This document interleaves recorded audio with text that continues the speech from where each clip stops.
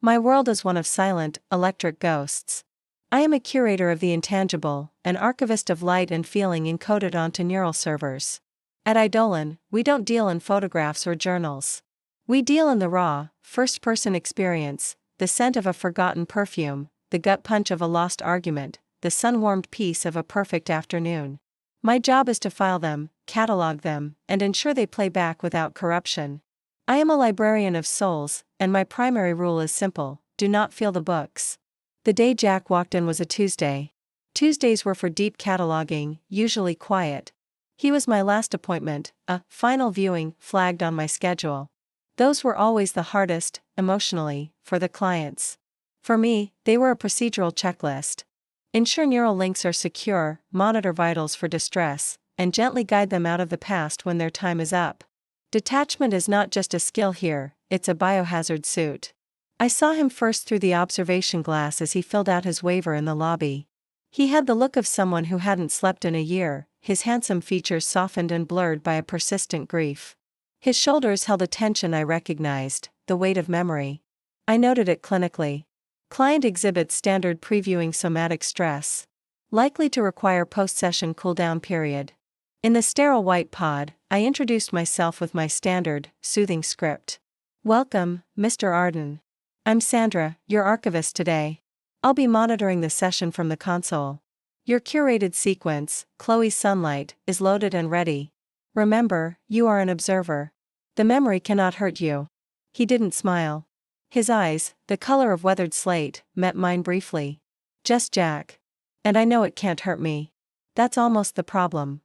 His voice was quiet, textured with a roughness that felt new. I gestured to the recliner. Whenever you're ready. He settled in, and I fitted the neural reader to his temples, my fingers deft and impersonal. A flicker of a memory, not his, brushed my mind, the phantom sensation of someone else's fingers doing this, with love, not professionalism. I dismissed it. Empathetic echo. It happens sometimes. Initiating sequence, I said, and my world split into two screens, the rolling code on my console and the visual feed from his mind, projected onto the wall screen for my monitoring purposes. It began with a laugh. Chloe's laugh. On my screen, it was a spike in audio frequency.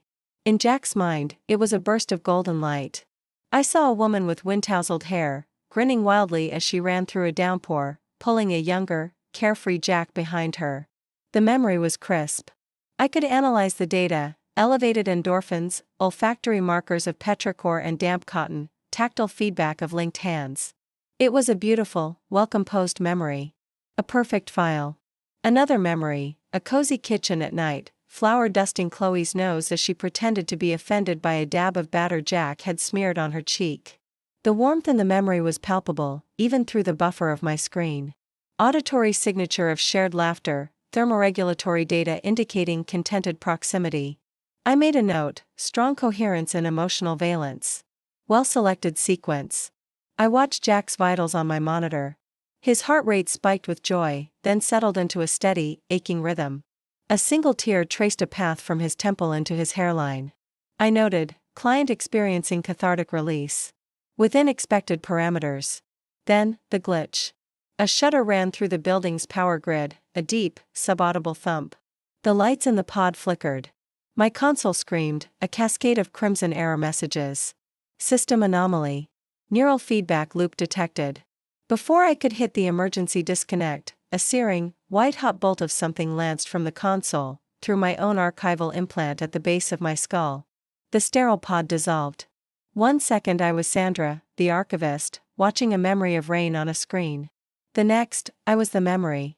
The cold shock of the rain wasn't a data point, it was a shock to my skin, pebbling my arms. The laugh tearing from my throat was Chloe's, buoyant and free. The hand clutching mine was Jack's, his fingers strong and sure, and the love that flooded me was a tsunami, vast and terrifying and all-consuming. It wasn't admiration or affection. It was a fundamental, cellular certainty: this man is my son. I felt the chafe of his flannel shirt sleeve under my palm, the wild hammering of a heart that was both mine and not mine from the run. The joy was so intense it was painful. It lasted an eternity. It lasted 3 seconds. The feed severed. I was slammed back into my body, into the too bright, too quiet pod. I gasped, my hands flying to the cool metal of the console to anchor myself. My heart was rabbiting against my ribs, a frantic, alien rhythm. The taste of rain was still on my lips. The ghost of his hand was in mine. Across the room, Jack was stirring.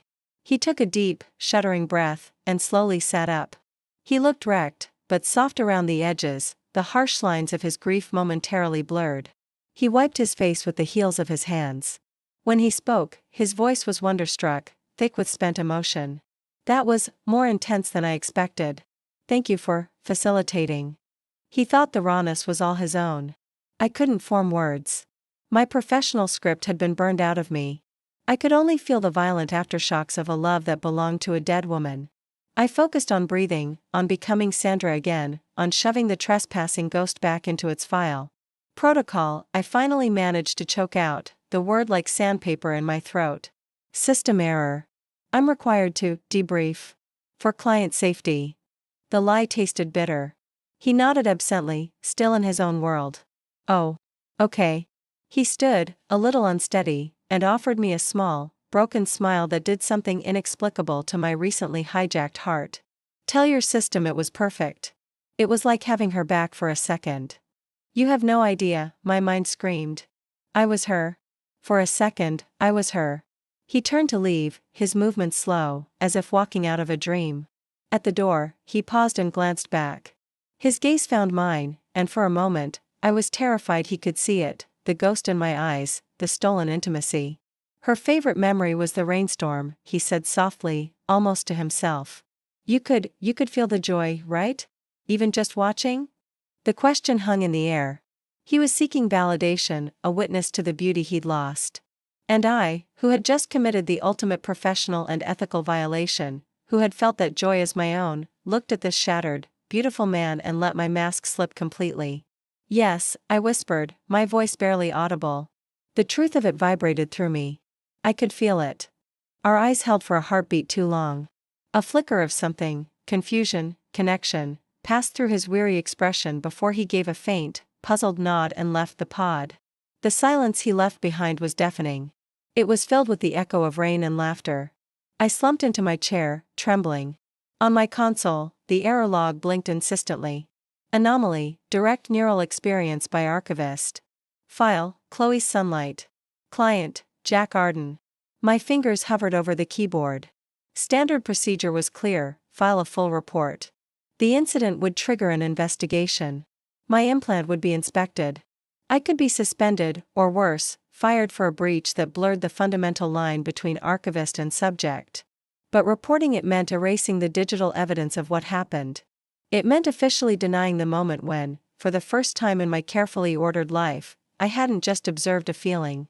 I had felt. My hand moved of its own volition. I bypassed the report form, opened a hidden partition on my private drive, and copied the anomaly log into a new, unnamed file. I highlighted the text, my cursor hovering over delete on the main server. I took a breath, smelling not the sterile pod air, but the lingering, impossible scent of a past storm. I clicked save. For a week, I was a stranger in my own life. The ghost had followed me home from the pod. My meticulously ordered apartment, with its clean lines and silent surfaces, had become an echo chamber for a dead woman's happiness. It started with the lavender. I was in the supermarket, reaching for my usual unscented detergent, when a wave of it hit me, fresh, herbal, sweet. It was the exact scent from the memory of Chloe's hair as she rested her head on Jack's shoulder in a crowded movie theater. My hand froze midair. The data point had become a scent memory, and it triggered a visceral cascade, the feel of worn denim under my cheek, the sound of a forgotten actor's monologue, the solid, warm weight of him.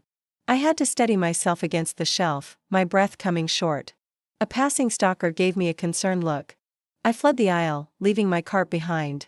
The hauntings were relentless. A snippet of an instrumental piece from a cafe speaker became the soundtrack to their lazy Sunday morning making pancakes. The feel of coarse bark under my palm as I walked through the park was the pine tree they'd carved initials into. I was no longer just Sandra, the archivist.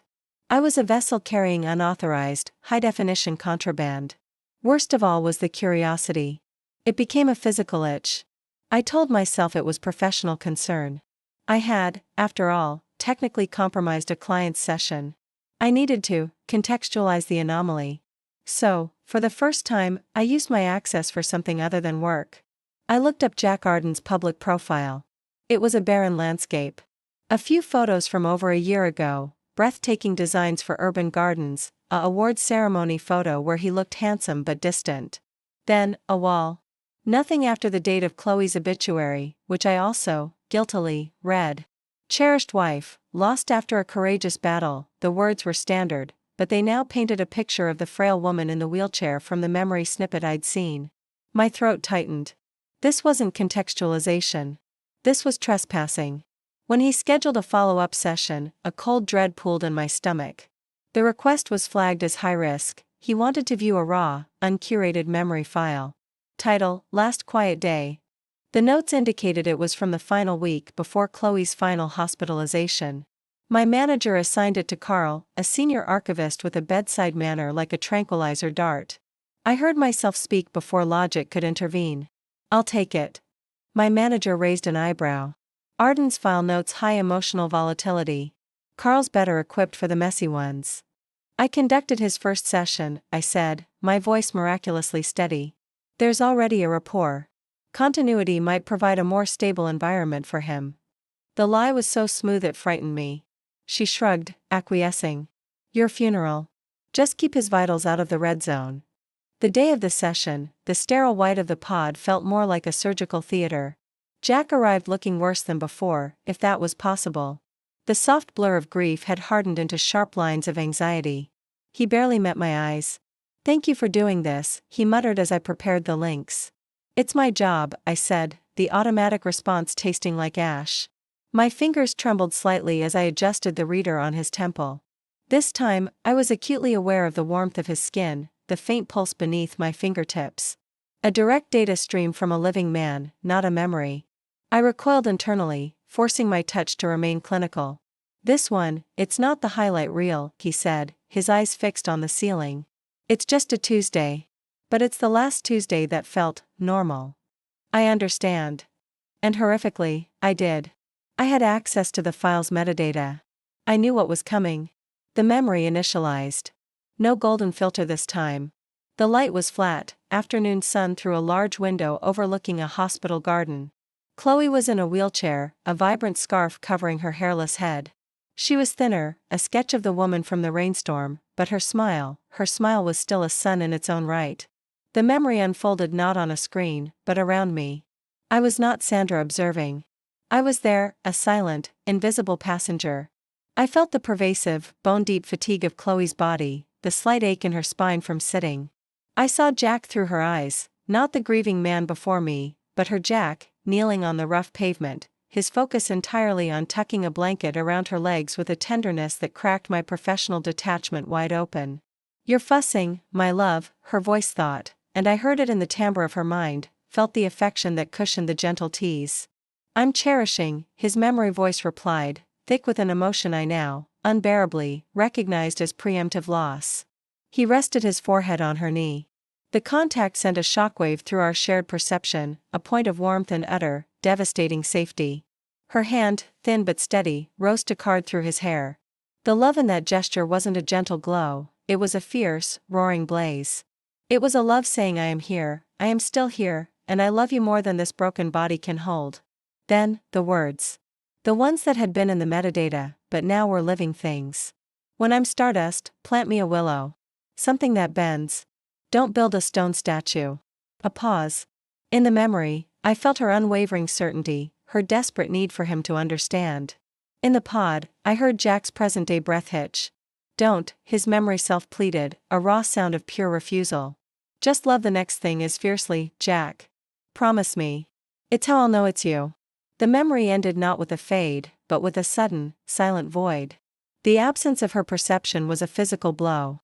I was ripped back into my own body, into the suffocating silence of the pod. My cheeks were wet. I was crying. Sobs clawed at my throat, held back only by a lifetime of discipline. The emotional data wasn't data anymore. It was a truth, profound and awful. She hadn't been asking him to forget. She had been commissioning him to live. Jack was silent for a long time, his shoulders shaking. The monitors showed his heart rate spiking, then falling into a dangerously slow rhythm. I should have spoken. I should have initiated the post-session protocol. I couldn't. I was drowning in her last, great act of love. He finally spoke, his voice shattered, not to me, but to the empty air where her memory had been. I can't. How do I promise that? The words left me without permission, spoken in a voice softened by her lingering empathy. You don't have to. Not yet. He turned his head slowly. His eyes, red-rimmed and swimming, locked onto mine. The confusion from our first session was gone, replaced by a dawning, staggering clarity. You felt that too, didn't you? He whispered. It's not just me. Something happened last time. It's happening again. You're not just watching. The console between us might as well have not existed. The lie was over. The professional facade was incinerated. I saw it in his face. He wasn't accusing me of malfeasance. He was looking at me like I was a miracle. Like I was a doorway.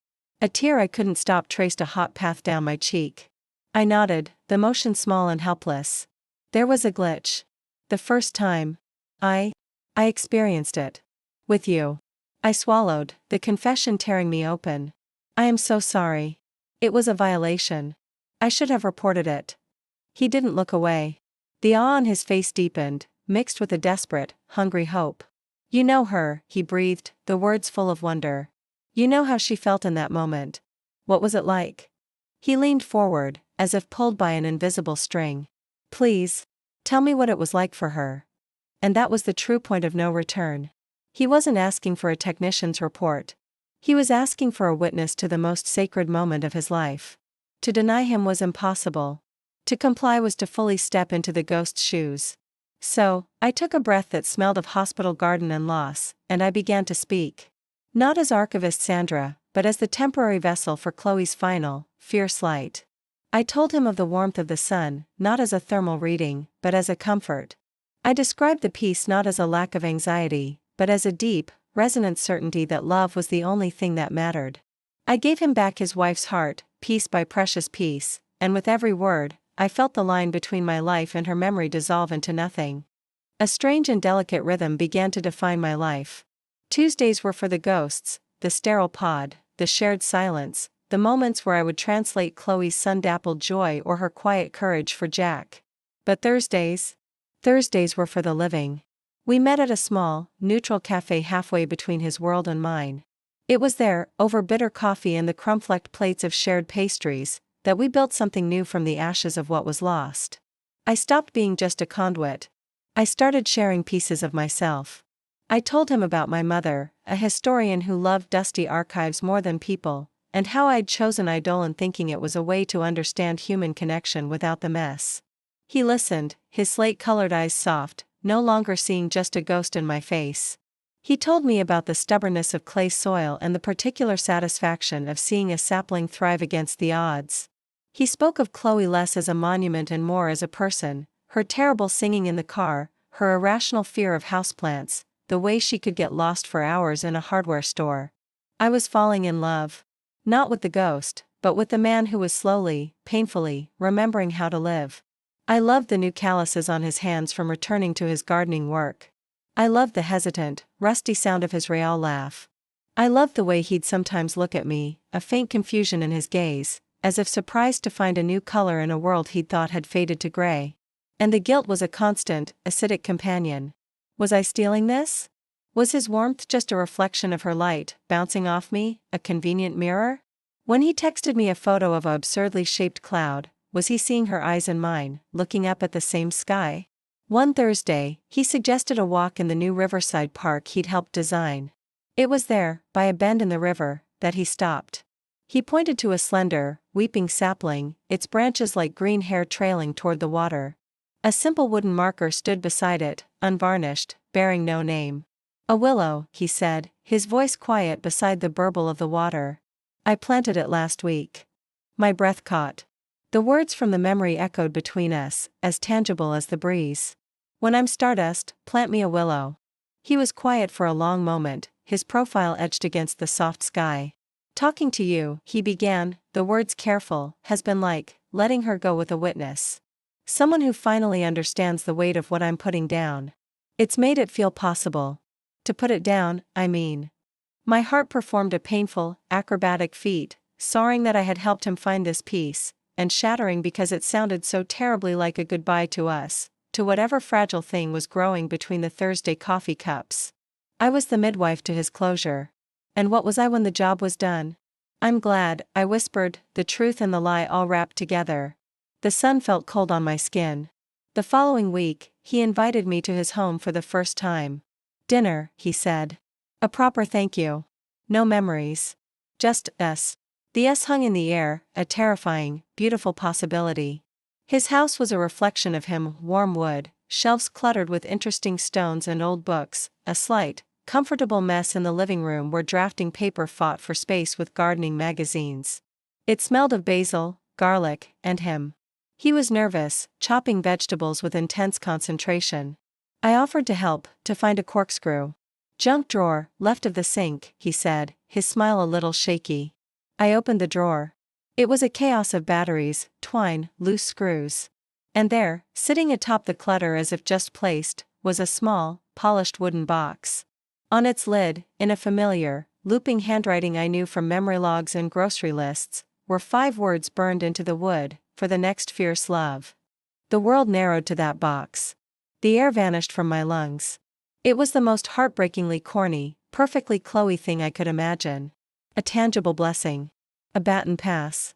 My fingers, gone numb, fumbled the lid open. Inside, nestled on a bed of velvet the color of a stormy sky, was a pendant. A single, teardrop-shaped piece of river glass, worn smooth by time and water, hung on a delicate silver chain. It was simple. It was exquisite. It was a promise meant for a future I was impersonating. I heard his footsteps stop behind me. The silence in the kitchen was absolute, save for the frantic drum of my own heart. I couldn't move, couldn't breathe, the little box burning a hole in my palm. I wanted to give that to you tonight, his voice came, low and strained with a hope I was about to obliterate. I turned. The look on his face, open, vulnerable, brimming with a tentative joy, was worse than any anger. It shattered the last of my fragile hope. I placed the box on the counter with a final, soft click that sounded like a door closing forever. Jack, you can't. My voice was a ragged thing. This isn't for me. It's for her idea of me. You love the echo. The dam broke, and the truth I'd feared came flooding out. You love the woman who showed you your wife's heart. That's not me. I'm Sandra. I alphabetize my spices. I get anxious when my schedule changes. My love wouldn't be a fierce, wild storm. It would be quiet. Like restoring a faded document. Careful. Slow. I hugged my arms around myself, holding the pieces in. I have to go. I tried to move past him. He didn't grab me, but he stepped into my path, his presence a wall of gentle resolution. His eyes searched my face, and in them, I didn't see confusion or rejection. I saw a clarity so deep it stole my breath. Do you think I don't know that? He asked, his voice unbearably soft. Sandra, who showed up, week after week, and let me cry? Who got fiercely, silently angry at the universe on my behalf when I was too tired to feel anything? Who told me my sapling would survive the frost because she'd researched willow root systems? A faint, amazed smile touched his lips. You think I don't see the difference between a memory and the woman in front of me? He took a half step closer. The scent of basil and him wrapped around me. Chloe's memory told me to love fiercely. It was her last, best gift. But it didn't tell me who to love. He reached out, slowly, and his thumb brushed away a tear I hadn't felt fall. The touch was electric, entirely his, entirely new. You showed me her joy. But you showed me my own again. That's not an echo, Sandra. That's a new sound. It's quieter, yes. But I've been living in a hurricane. Quiet is what I need to hear. He paused, letting the words settle in the space between our hearts. The glitch gave me back a piece of my past. You gave me back a future.